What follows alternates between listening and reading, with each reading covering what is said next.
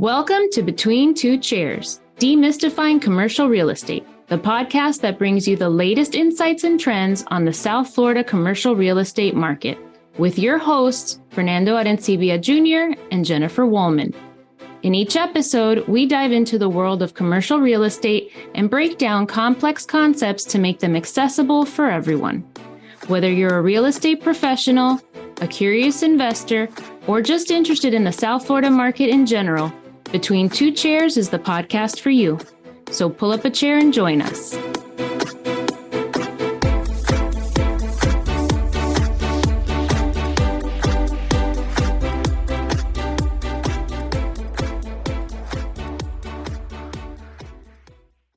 Welcome, everybody, to another episode of Between Two Chairs. My name is Fernando Arencibia, and with me, as always, is the ever-encouraging Jennifer Woolman. Jennifer, say hi. Hi, everybody. Welcome back. I like it how we are on episode 85th, and Jennifer still sometimes doesn't point the mic in the right direction, but we're going to get there, guys. I promise you.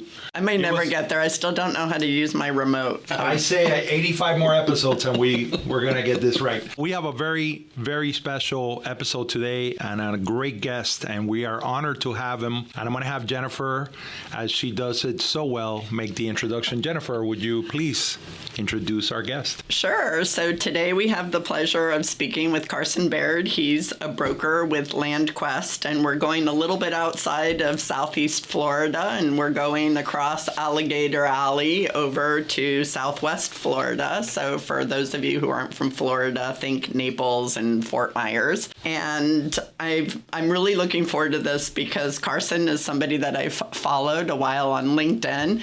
And as with most people, you follow every now and then you'll comment. And Carson did a post where he admitted to a faux pas that he created, and maybe he can get into that a little bit because I only remember the general details, but it's what got us connected. He had met somebody that he had followed on LinkedIn, and he found out, he met him in person and found out where he was from, and he goes, "Oh, do you know so-and-so?" And he goes, "I am so-and-so."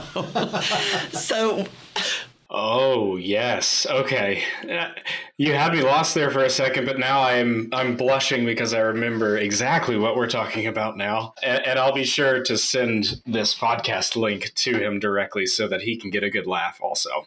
Oh, goodness. But that's what made me, that was so authentic that's what made me remember you, so that when I ran in all the other posts, I'm like, oh yeah, he's a dad. We'll get into that. He's got twins. Oh my gosh, that's crazy. He's kind of a neighbor. But it was that one non-real estate, non-anything related post that made me remember you so clearly. So when I ran into you at the C5 CCIM conference earlier this year, I'm like, wait a minute, are you Carson?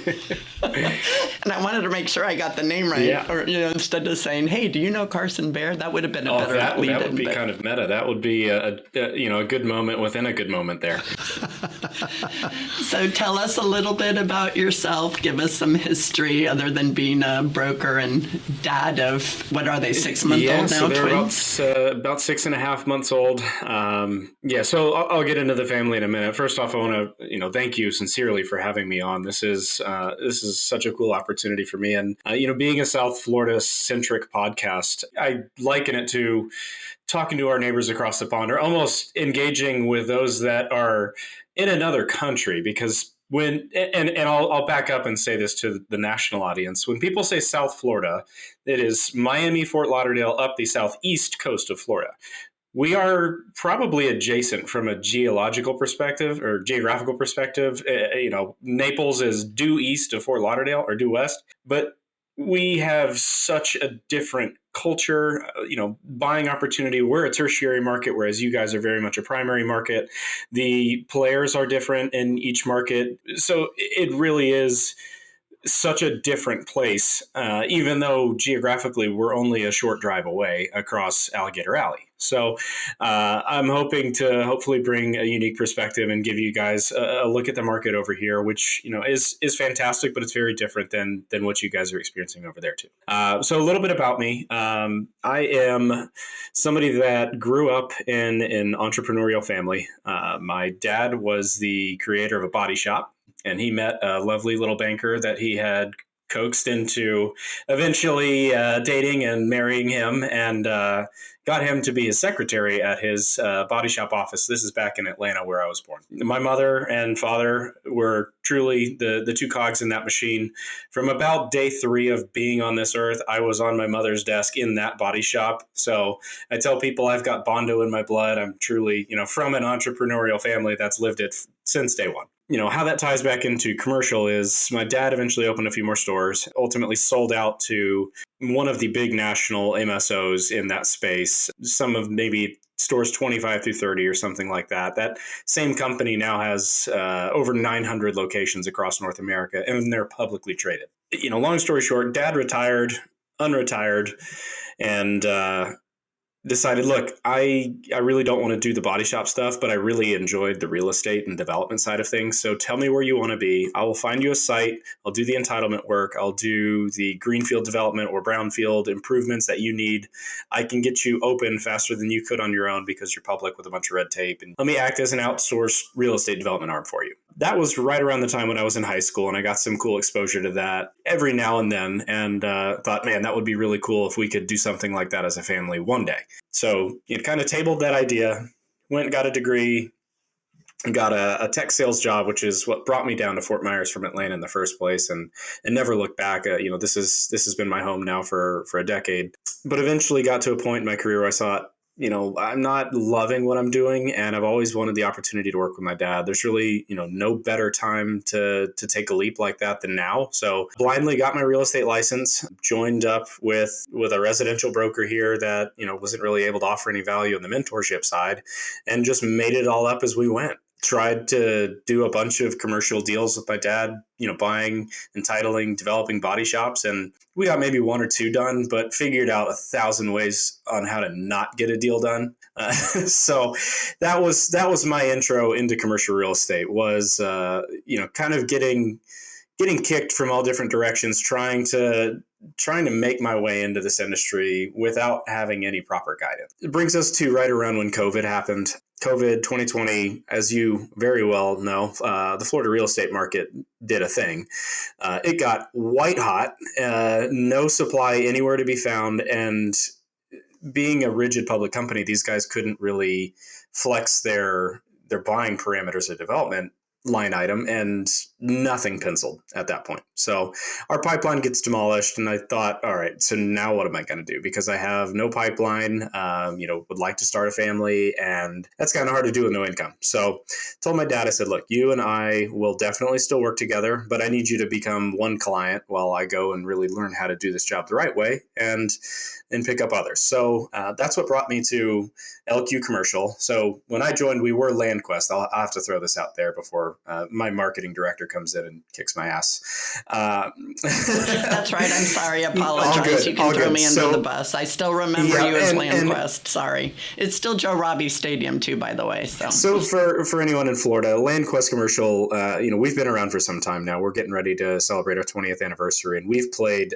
in all the areas around South Florida, but recognize, that's a different game entirely. So we have offices in Naples, Fort Myers, which is our core locations. And then we also have locations in Tampa and Orlando as well. So I joined LandQuest because they offered a kind of junior associate or mentorship program, got connected with a fantastic mentor, a gentleman named Mike Price, who just last week was promoted to the managing director of our Fort Myers location. Really got to sit under him and kind of crawl, walk, run into land and development deals while also generating my own pipeline. So that's been where things have gone for the last 2.5 years. And, I'm happy to say that was maybe the best decision I've ever made in my career. Not just from a company perspective and being a good cultural fit, but having a mentor, the right mentor for you, is one of the most important things you can get right as somebody that is early in commercial real estate. I think that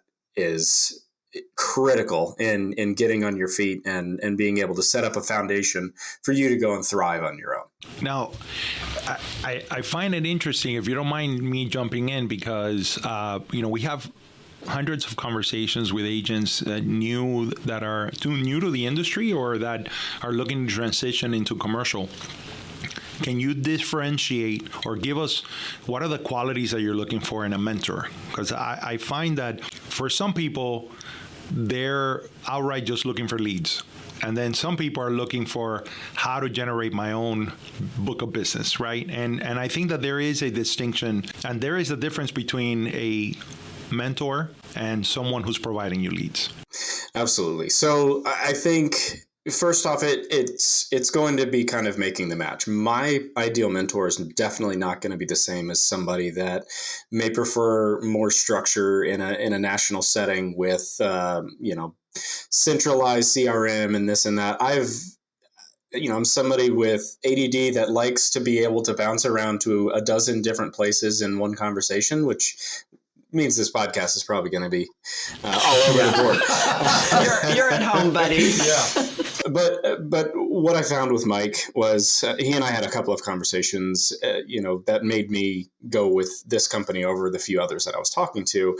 It was the interest in my success without having any guaranteed return on it. So he was looking at this as, okay, I understand your experience and what you've done so far. You've already kind of taken some of those initial growing pains, and you still want to do this. So I was qualified as somebody that he thought could be successful in this space. And for me, I looked at him and, he was able to give me the comfort that, okay, I have somebody that is invested in my success, that is flexible enough to not make me feel silly for asking questions that might, be obvious or anything like that. He made me feel comfortable in extending myself out there and being able to grow under him. So it's been a really healthy relationship. I've never at any point felt like there was something that I couldn't bring to him, whether that be deal related, whether that be office politics related, whether that be life related.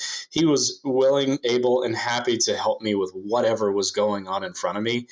And there was never any expectation that, you need to, hit XYZ metrics and, breathing down my neck or anything like that, which allowed me to get up on my feet with no pressure. I never felt like, I've got to do, deals. You end up with broker breath and the pressure to get a deal done, even if it's not in the best interest of the people you're working with. So we'll always be appreciative of him. And we'll definitely credit getting on my feet because he was there for me.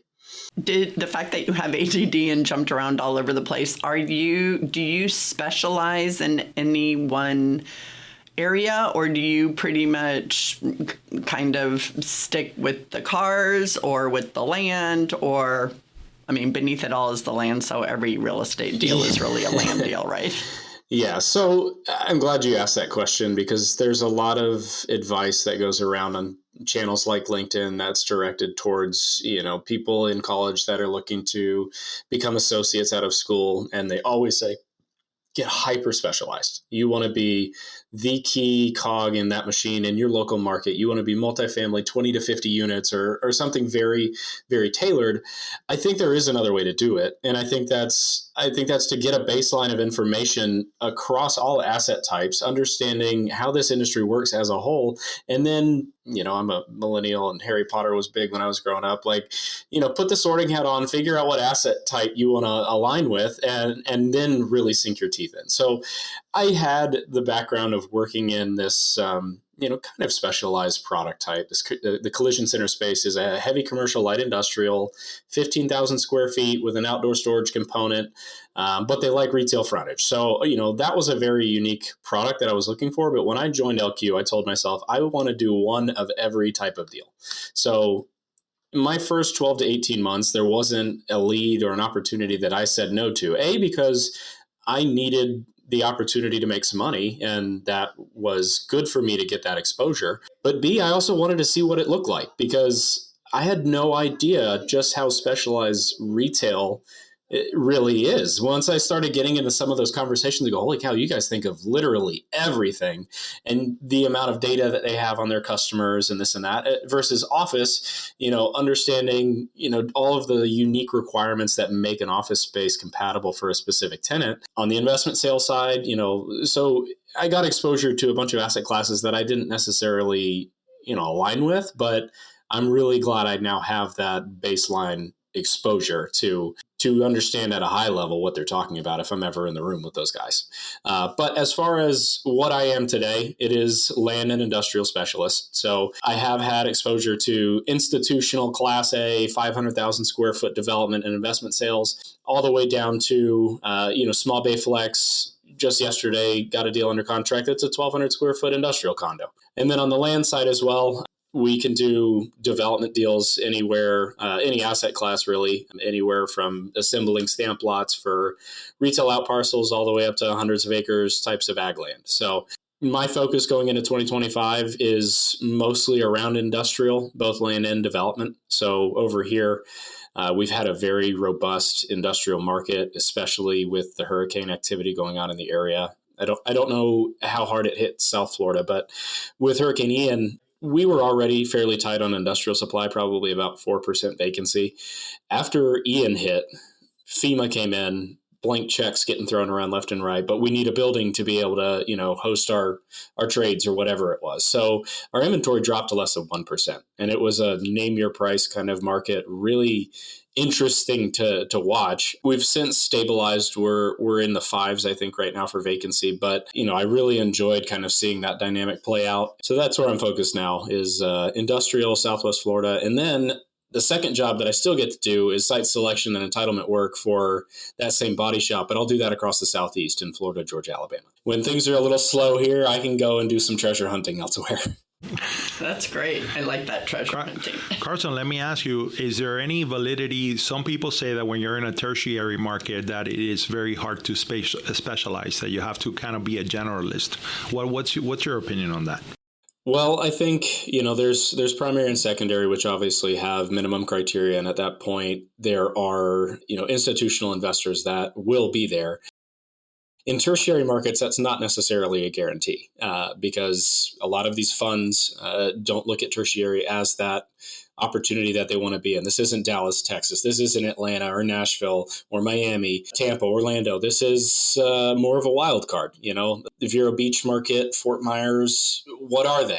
There's thousands of them across the country, and you've really got to get deep into the weeds to figure out if it's a good opportunity or not. But Fort Myers, Naples, as far as markets go, is one of the largest in Florida for tertiary and also one of the lowest hanging fruits for industrial specifically. We have some of the lowest industrial square footage per person in the entire state of Florida. We were top at one point. So when people look at Fort Myers, they say, oh, that's a market that is vastly undersupplied. And when you look at our growth metrics, we're growing extremely fast. So we've actually seen a number of institutional groups come in and start to play in this tertiary market, which maybe 10 years ago was not the case. So I think here in this specific tertiary market, you definitely would need to specialize if you want to be that top 5% broker.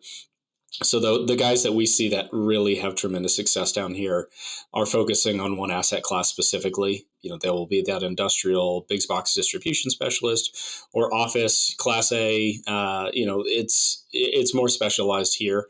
But I could see in other markets you may need to be more general if there's not enough market opportunity for you to really make it just in one bucket. I wanted to ask you this Between Two Chairs podcast. Our other title is Demystifying Commercial Real Estate.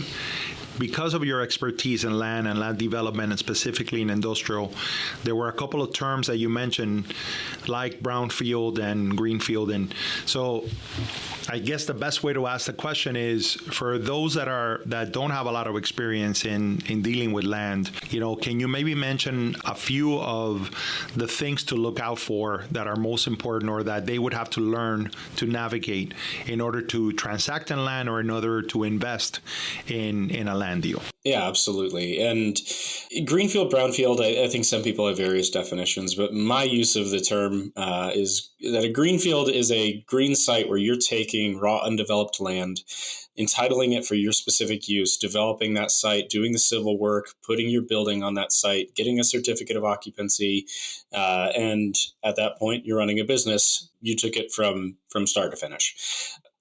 A brownfield would be an existing structure that you redevelop for your specific purpose. So in body shops, for example, we've taken existing furniture stores. These are 15,000 square foot boxes, clear span buildings that have enough parking or a rear truck area that makes sense for fenced outdoor storage of wrecked cars that are awaiting repair.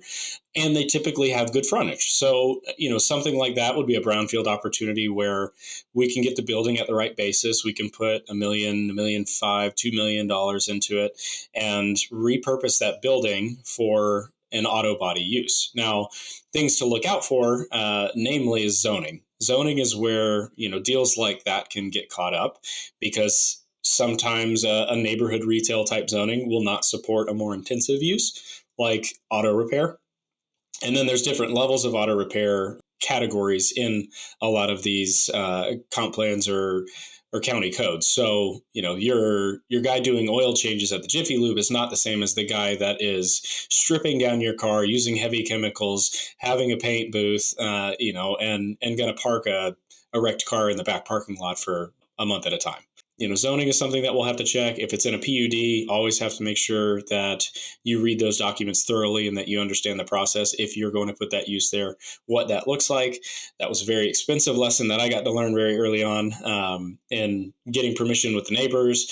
So, that's a few things to think about. PUD is planned urban development for... I like to think of it as the HOA for commercial properties. There you go. Yeah. Oh, that's a great description. There you go.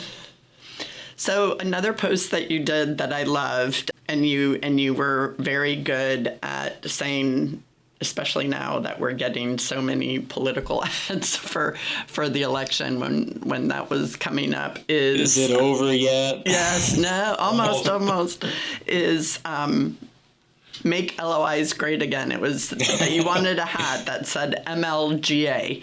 So going through an LOI that is currently on, I think it's third month, I felt your pain. Yeah. So along the lines of Fernando's question, for those that are either currently in LOI hell or have been there or to avoid it, what are some of the things that you could recommend would make LOIs great again?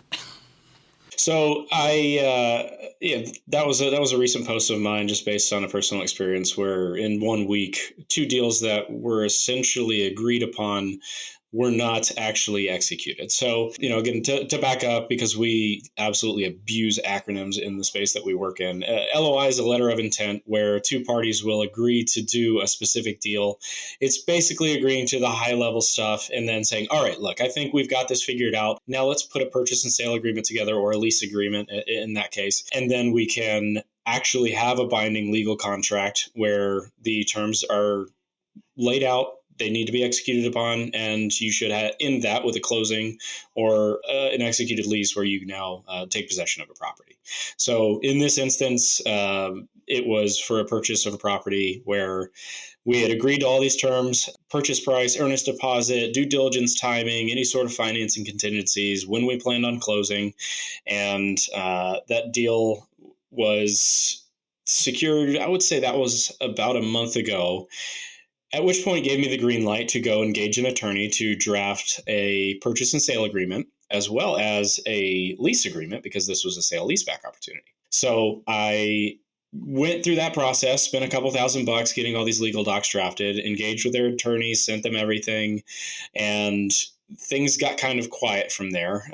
Got the runaround, excuse A, excuse B. I thought, okay, this is kind of strange. Getting a little bit of red flags in the back of my head, understanding that time kills deals every time. If things go quiet, if things take too long, you can bet that deal will have less odds of closing or actually moving forward. So in our case, we had uncovered finally that the group that we were engaged with got approached by a REIT that gave them an offer on their entire portfolio, where we were actually just trying to buy one location in their portfolio. And they said, I'd rather have one landlord. And I said, I agree with you. That sounds great. I just wish you wouldn't have made the commitment to us prior to prior to engaging with them. So because that gap in time between LOI and PSA was so long, it allowed some third party to come in and disrupt the deal.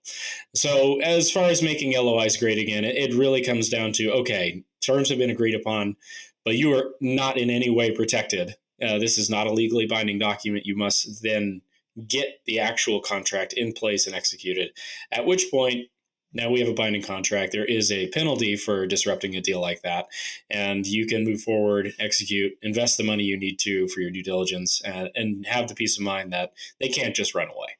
So, I made that post about making LOIs great again, and this is a great segue into the story that you told me earlier, because it's the same gentleman that has Make 4Caps Great Again on LinkedIn. He sells hats, and I'm pretty sure he sold a ton of them. So he's a single tenant net lease guy out in California. This is a gentleman named Tyler Bendy, young guy, super successful. He does single tenant net lease stuff all across the 50 states.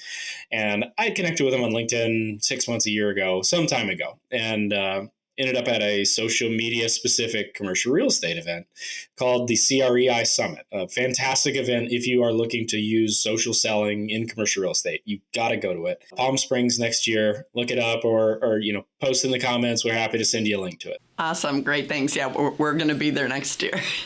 Absolutely. Yes, it's going to be a great time. So Tyler was at this event, unbeknownst to me, but the first night, happy hour, you're meeting 1,000 different people that you've never met before, drinking from a fire hose in the happy hour type setting, just bebopping back and forth between people you don't know. So end up with a group having a conversation. This is probably a couple of drinks in, so things are just kind of flowing. But yeah, this guy's a part of this conversation, and yeah. So what's your name? Oh, Tyler. Cool. Yeah. Like, what do you do? Oh, single tenant net lease stuff. Where are you based? LA. Oh, no way. Do you know Tyler Bendy? He's like, I am Tyler Bendy. I said, oh, like you work with him, or no. And I look over, and the other couple of people that are in our little circle of trust are white as ghosts. Like, oh God, they're watching a train wreck, but they can't look away. I'm just putting my foot further and further in my mouth, and I go, oh shit. Hi, Tyler. Nice to meet you. I'm Carson. We know each other on LinkedIn. I didn't know what to do at that point. I was just like, you know what? It happened. I'm rolling with it. So nice to meet you, man. You look younger in person. I don't. So good for you, like reverse catfish me. But no, he was a great sport. He's a great dude overall. So we had a great laugh about it, but I definitely had to share that on LinkedIn, because that was reality. I mean, things happen. I'm an outgoing guy that puts myself in spots like this, and the story needs to be told because it entertains. It's a good laugh, and I let it roll off my shoulders easy. Well, and the fact that it did made you, because that is so me. Like, I've put my foot in my mouth so many times, and usually we don't share that because we just want to block that out of our brains. Like, that never happened. I would never do something like that. So when you posted that, it completely resonated with me. So as soon as I saw you in person, I'm like, I know him. But yeah, I should have been like, hey, it would have been much better. See, I always think of the great punchlines after the fact. Would have been better. Hey, are you Carson? Exact position again, I'll know exactly what to say. No. So now Tyler is a great sport, and that CREI Summit is great. They've really come onto the scene and helped kind of formalize structure for people that are looking to break into socials on commercial real estate. There's so many channels nowadays that you can really get connected with people that are either doing the same role that you are and make great partners, great teammates, great, support network, but also people that you really want to do deals with as well. So, Jennifer, we talked a little bit ahead of this, just kind of brainstorming about things that we could talk about other than my adorable twins and this and that. Socials has really evolved, and in commercial real estate specifically, I can put a lot of content out there, and I don't always really recognize who I'm landing with. So I'm connected with a bunch of good broker buddies and this and that, and that's all good and fine. But after really formalizing my approach to social media, and I say social media, I'm really focused on LinkedIn. I will probably have a Twitter in the next couple of months, or X. Don't kill me, Elon. It's okay. It's the Joe Robbie Stadium theory. Just stick with it. Yeah, no. I wish I had enough money to kill one of the most famous brains in the world just for my own personal pleasure. I digress. But I really formalized my approach. I thought about what kind of content I want to put out there, what kind of perception I want people to have about me. And I thought, rather than faking it, I'll be myself. So I post content that makes people aware of who I am, whether it's good or bad. I think a lot of people get caught up in, oh, they're going to think about me as somebody that, isn't a professional. I have a giant red mustache on my face and I'm unkept and I'm not sleeping a ton. You need to know about that if you're going to do a deal with me. You don't need to have me look, and think, oh, wow, that guy's really put together. And then you meet this person and that expectation isn't reality. I think that's so key to being successful with your social media engagement, is being authentic. So, to fast forward to the actual value of it, there are multiple deals in my pipeline right now that were generated because of content. And then from people that came to me saying, hey, I saw your content, XYZ. I see you do this in Southwest Florida. I'd like to talk. Whoa. Okay, yeah, let's do that. I've got a $3.5 million land deal under contract because some guy saw my content. I still don't know what he saw or how he saw it. He said, yeah, I'm a developer in Wisconsin. I have a house in Naples and I'd love to move some of my business down. And that story can be repeated. There's a huge influx of high net worth individuals down in Naples that are bringing their businesses here. They would love to have a real estate arm that is focused down here as well. It was such an eye opener for me that and Bob Knackle's got the perfect quote for this, and I'll steal it right now. It is not about who you see, it is about who sees you on social media. So, while I'm engaging and connecting and doing this and that and just being my authentic self on social media, there are people out there that look at this and go, yeah, that's a guy I could do a deal with. When the time comes, I want to break into that Southwest Florida market. They'll give me a call, and being able to connect too with the right buyers or key players in your market too to stay top of mind. It's just, once you understand and get a sense of the value that it can provide, it is a no-brainer. And if you're young in the industry as well, it should be a requirement that you put an emphasis on your social presence. We're a relatively older population over here. I think average age in my little village where I live is probably 65. And the principals of our company are fantastic, but they were never engaged on socials before. So they look at this and they're like, dude, I see you wasting a ton of time on LinkedIn. I was like, here's my pipeline. That post right there is going to make you money. So I hope that helps you guys understand. I'm not sitting there just dawdling and, this isn't me scrolling through, Facebook Reels or whatever it is to kill time. I'm generating business. It's just in a way that might not be immediately apparent on the outside if you didn't, look into that critically. Carson, let me ask you something. You mentioned at the beginning of your conversation on socials that once you formalized your social media approach, what does that look like for you? Show off some swag that they give. But CREI Summit will give you the book, so to speak, on how to really organize and structure your content. Now, depending on what platforms you are, what asset types you work in, what kind of buyers or tenants you're trying to engage with will kind of dictate what mediums you use to connect. So like industrial, I'm really not going to find anybody on Instagram Reels or TikTok, but LinkedIn is a fantastic platform to meet developers, principals, investors, large tenants, those kind of things. So that was the first step. And then looking at it from, okay, I want to improve my, you set up goals and then, you put the steps together to reach those goals. So as far as metrics are concerned, there are connections, there are impressions, and there's engagement in your content. So you'd love to see all three of those ideally. And I said, all right, well, I would like to generate a following that's relevant to my business. How do I do that? I make content relevant to it, and that can be in a number of different formats. And going to CREI Summit really helped me kind of follow a guide as opposed to putting a bunch of ideas on paper. They'll set up worksheets, schedules, talk about different ideas for content. There's an Excel sheet out there somewhere that, gives you 40 high-level ideas of content, just the 5 things I wish I knew when I started, or, 3 things that made this deal work, that kind of stuff. Just baseline structure that all you need to do is, mindlessly fill in the blanks on a deal that you did. and it makes it easier to post relevant and meaningful content. So for me, I just wanted to make sure that I was consistently engaging. I didn't get too caught up on the quality of that content, because there's times, I think I made a post this morning. It was like a single sentence and a picture that I'm going to an event. I'll see you there. Sometimes I'll do long form content that gets really into the weeds about, how to start out as a commercial broker and the things that you need to focus on, and why this other thing that you focus on doesn't make sense. So I really try and diversify the types of content that keeps the engagement high. And I can do some A/B testing that way as well to say, all right, what is really getting viewed? What is getting engaged with? And it's not always what you would think. For me, the number one piece of advice that I could give anybody is set a cadence, do it consistently, and don't get too caught up in making your content perfect.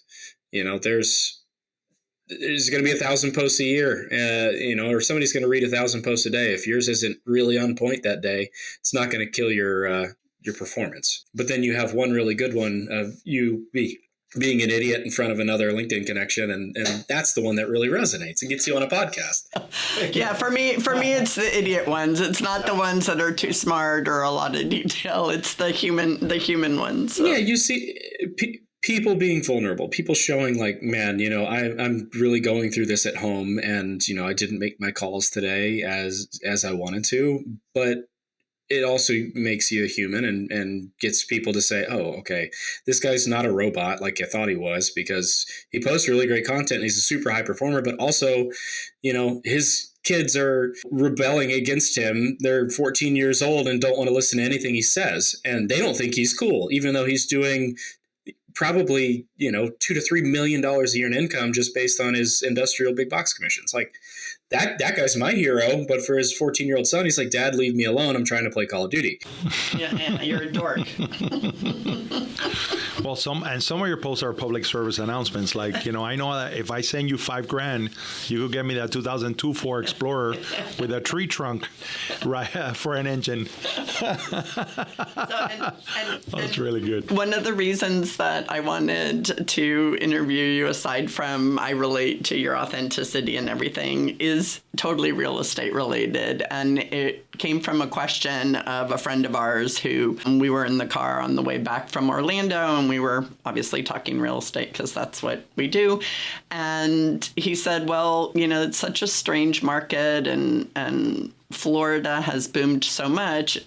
If you had an investor who came to you and said, I had $50 million to invest, what would you advise them on? So many things to uncover there in a short amount of time. So if somebody is blindly saying, I'm representing a guy who's got $50 million that he's got to place somewhere, you got to understand who that person is first and foremost, and what is this money serving for them? Are they investing for their generational, family legacy? Are they investing for high growth? Do they want to put it all on black? There's a lot of different ways you can kind of play your cards here in Florida. For example, at that same C5 summit that we were at, we did have a conversation with a guy who represented a sovereign fund from Far East that was looking for a $50 million trophy asset. So for them specifically, it was hotels, it was retail, it was something that can't be replicated. And I said, we may have one or two of those things on our coast, but really you need to go talk to Fernando and Jennifer. That's a South Florida, Miami asset, finding a boutique hotel or something. For somebody that is a little more risk averse, there are opportunities to buy into triple net leased assets here. We have, I'll speak to Southwest Florida specifically. I know your coast as well is crushing it, but Class A industrial is doing super well. It is a very stable asset. And with the rise in e-commerce over the last 15 to 20 years, warehouse feels like as sure of a bet as you can get. So you can find somebody that has an Amazon warehouse on a 30-year lease or something like that. That'll sell it to you for $50 million, and you just want to simply place that in a trust and collect the checks. That's a great way to go about it. If you're somebody that is an operator, you want to actually go and put shovels in the ground. There are opportunities to buy some very, very expensive dirt, or buy dirt and build some very expensive projects on an asset class of your choosing, maybe targeting a little bit higher IRR, but or longer time horizon before you actually see any money coming back your way. So it really just depends on the individual and their goals for that $50 million. That said, Florida has those opportunities in spades. It's just depending on where you want to place your chips. Right, what your goals are with that investment. The other reason I thought it was perfect timing is just because we have such a restriction on land over here where we are, right? I mean, we've got the Everglades on one side, the ocean on the other, and we've been seeing more and more projects, especially for single family residential. The push across the country in the last pretty much decade has been to build multifamily rentals or build to rent single family or townhouses.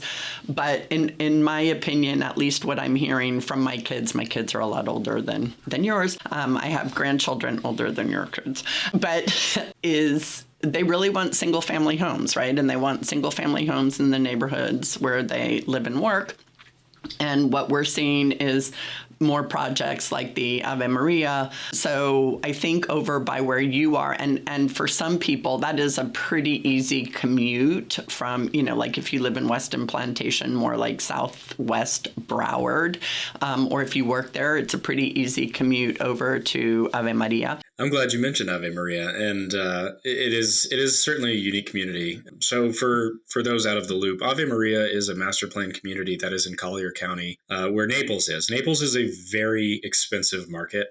We have, I think, the highest concentration of billionaires in the country in that area. But there are a number of service jobs that are blue collar and aren't paying the wages that you would need to see in order to live in an area like that where the average home price is probably $1 million and up. So Ave Maria was built east on some former ag land, conservation land, and is the home to a lot of single-family residential development from a lot of these national home builders, the Pulte's, the Lennars, the Taylor Morrison's, the world. And just recently was at a CCIM local gathering, and I forget the gentleman's name. I want to say it was from Baird and Collier Companies that, has a big hand in that development. And they found out that I think it's over 70% of the residents in Ave Maria over here in Southwest Florida work and commute in South Florida. So to your point, if they are, let's say they lived in West Palm Beach and their house cost them $600,000 up there and they had to commute down 95 or the Turnpike or whatever to go to their job in Miami. It's about a 2-hour commute and some miserable traffic. You could do that same drive in Ave Maria and have it be casual because you don't have that same traffic issue, and you can own a home, single family with yard in a very nice, quiet area, low crime, everything like that, for probably $350. So it certainly wasn't something I was aware of until they started talking about it. But as they got into it, it made a lot of sense that the suburban sprawl in South Florida can't really go anywhere because you're landlocked. You've got ocean on your east, you've got, ocean on the south, you've got swamp to the west, and you've got a bunch more houses already there on the north. So where can I go? Alligator Alley offered the opportunity to suburban sprawl and take a jump a little bit further out, but it meant that you could have affordable housing and still keep your job in Miami. So I thought that was very, very interesting, something I would have never been aware of until they kind of talked through that. Yeah, it's been proven. So I'm curious as well to see if Immokalee, Ave Maria, if that kind of trend continues where you see some of these, income sources from South Florida decide to set up residence over here in Southwest Florida. Our middle son graduated from FGCU, and even though he's a 305 guy, he keeps thinking, Mom, I might have to move to the West Coast because at the rate we're going, and he makes a very, very good living. And he's like, at the rate we're going, I don't know if I'll be able to afford anything. So I'm like, well, buy an investment property first, Oh, tell me your parents in real estate without telling me your parents in real estate. Yeah, buy investment property first. So anyway, but to your point, I think where you are, you're currently in the tertiary market. I think the main issue, your airport's growing significantly. You don't really have a port nearby. I think your closest port is what, Bradenton? Yeah, we're certainly not a port play. And even downtown right. Fort Myers, they talked about, we have marinas there that got crushed during Hurricane Ian, but you would have to dredge significantly to get some of those larger yachts in play as well if you wanted that like ultra high net worth individual. So yeah, as far as port distribution, we're really not a good play, but You mentioned the airport. RSW, Fort Myers International Airport, is a huge driver of commerce here. And there's probably 4 million square feet under development of industrial within 3 miles of that airport. And actually, a developer over by you, Malcolm Butters, has come over and blessed us with his presence. I think he's got 2 million square feet planned here. So we're definitely generating a lot of commerce through that airport. Going a little bit north of that into Charlotte County, Punta Gorda has a municipal airport there that's expanded their commercial operations, and they have an entire district dedicated to industrial distribution for that type of use as well. And their unique kind of claim to fame is that they can cover the 3 primary markets in Florida with a single day of trucking and come back to your own bed at night. So they could hit Tampa, Orlando, Miami round trip and be back at their own residence. So we're seeing a lot of growth up there on that side as well. That's amazing. I'm wondering, by the way, FIU benefactor and the FIU Real Estate School of Hollow Real Estate benefactor Malcolm Butters. So shout out to him. Carson, with your other hat, which is to identify these locations for the auto-related business, right? If we could make it more general. One of the things that we've noticed in South Florida is that we empathize with the mechanic and the local body shops because we feel that somehow a lot of the landlords have wanted to restrict that use, right? They have these environmental concerns, and when things have been very competitive and they have the ability to put a cleaner use in their space, even though it is built for industrial, they often reject having a mechanic shop in their locations. When we have our conversations at our local watering hole, we always say, well, where are they going to find a home, right? Because it's needed service, right? It's important. I'm wondering if you're seeing that. Is that a trend that you're seeing throughout the areas that you're doing business in? I'd love your opinion on that. Yeah, so I've certainly seen much of the same, where I kind of associate it with, like, when you think about a retail strip center, tenant mix is critical in that world. And we deal in a lot of industrial and small bay flex, and you run into a similar issue as like having a tenant that uses too much parking in a retail setting.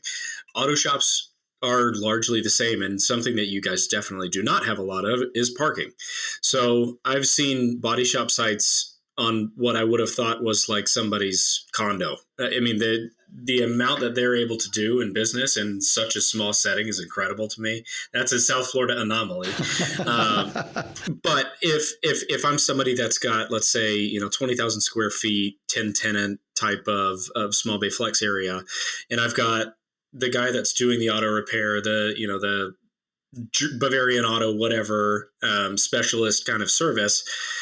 While their customers have their vehicles awaiting repair, they're not inside the shop. They're outside taking up common area parking, and they are typically a dirtier and more active use on the transit side of things, as opposed to some of your MEP tradesmen or MEP mechanical, electrical, plumbing tradesmen that in the morning send out their fleet that are going and doing their work out of their vans throughout the day. Maybe they park them at night in their designated areas, and that's as dirty as things get.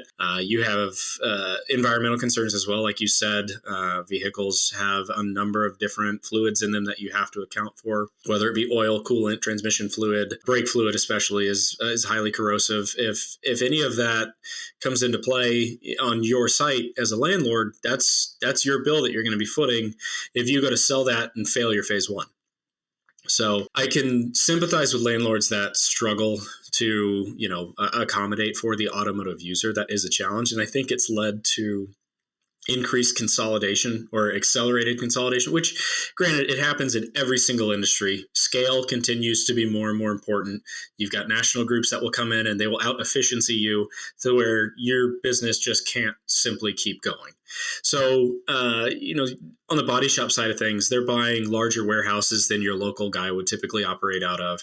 They have the modern, expensive safeguards in place to make sure that environmentally this is a floor that you could eat off of, rather than, having it be Jim and Tom's Body Shop, legacy place that's kind of dirty and you don't really want to be there. So I feel like that's definitely had a key play in things. On the retail side, you see more and more of these drive-through oil change spots that literally don't even get out of your car. I'll change your oil in about 8 minutes, drop the used oil into a container for recycling. None of it ever hits the floor. And they can do that with a purpose-built product outside of a Publix so much better than a guy operating out of a 1,500 square foot flex space in the middle of an industrial park. So as far as the solution goes for keeping those kind of businesses operational, I think owner using and getting a loan to secure your future is a critical component of your business plan, because if you don't control that real estate asset and you're being physically threatened, but there's a weakness in your business plan that may up and relocate your business and you can't find another location for it, you have to find a way to play defense somehow. If that means paying a pretty significant amount to own and control your space, then you should do that. Yeah, no, I completely agree. I appreciate your perspective. I wanted to ask a personal question because I live with 3 women that are all ADHD certified, good housekeeping seal and all. So my oldest daughter always reminds me that I'm the only neuronormative person in the household, which means that I am the weird one in the house. They don't think you have ADHD. They don't think I have ADHD. They know for a fact that I don't have ADHD. But I find that there is a superpower in ADHD. And Jennifer and I have a close friend who is an industrial developer, extremely successful here in South Florida. His name is Gus Fonte, who has, let's just say that his ADHD, he lives it out loud, right?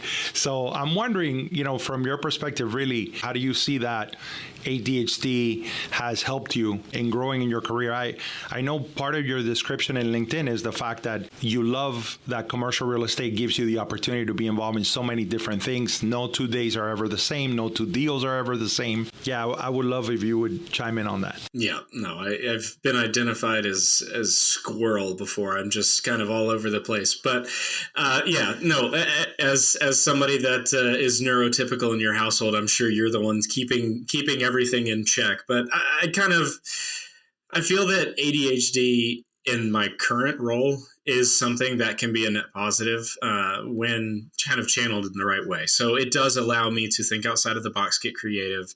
I've put some really weird deals together in my few years because I allowed my brain to kind of think outside of what you might normally, put in this sort of specific box. In my first role out of college, I was in a tech sales role in a publicly traded company in a kind of cube farm where they had a very organized, type of program on how you sold your product, and they needed it done their way, and you needed to follow and fit into that structure.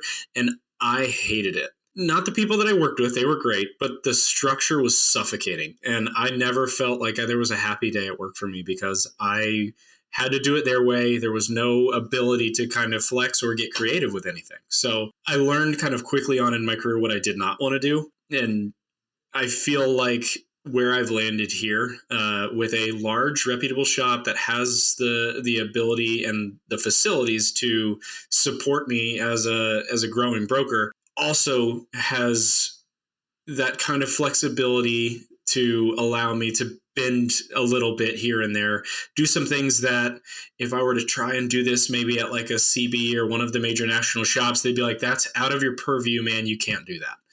So it's been a real blessing for me to find commercial real estate, to have the ability to run my business the way that I would like to, and allow, like you said, allow this kind of superpower to flow through you and work effectively, as opposed to having to bottle it up to fit into a certain box that maybe you don't ideally fit into.